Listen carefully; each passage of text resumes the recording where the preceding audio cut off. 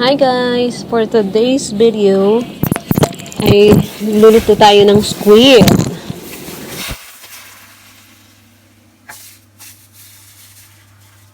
So yan, gasa natin yung squid. Linisan natin, pati yung mga intestine, yung mga dumi sa loob. Tanggalin natin lahat. Ay, ako naman dumi. Yan, tanggalin natin. Pati yung skin tanggalin natin. Para maganda naman yung ating squid. Ang ganda. O diba, ang ganda yung tignan pag white. Tanggalin natin yung skin.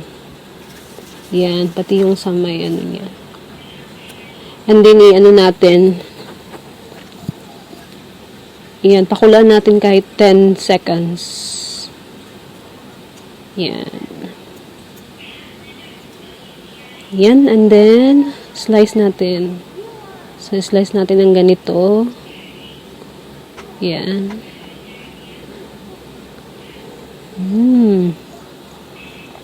Then, i-arrange natin the same sa plate. Yan. Ganyan. Ito yung ulo niya, yung mga niya.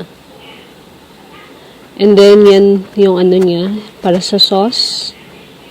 Yan, i-crush natin, tapos i-chop natin yung garlic. Mga 3 or 4, kung gusto ninyo. Yan, chop natin, para sa sauce natin. And also, yung parsley, chop din natin. Yan. And spring onion. Pero yung spring onion, later na natin siya i-add. So, yan lang. Separate natin. So, ayan yung sauce natin. And then, lagyan natin yung boiling oil. Mix. And then, we add the oyster sauce, 1 teaspoon, and also the fish sauce. And then, you just put on the top ng ating squid before natin siya i-steam. So, yun yung look niya. Hanggang natin sa taas.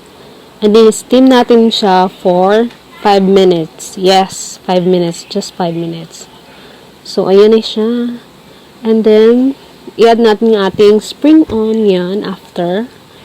Yes, that's it. And then, we add the boiling oil. That's it.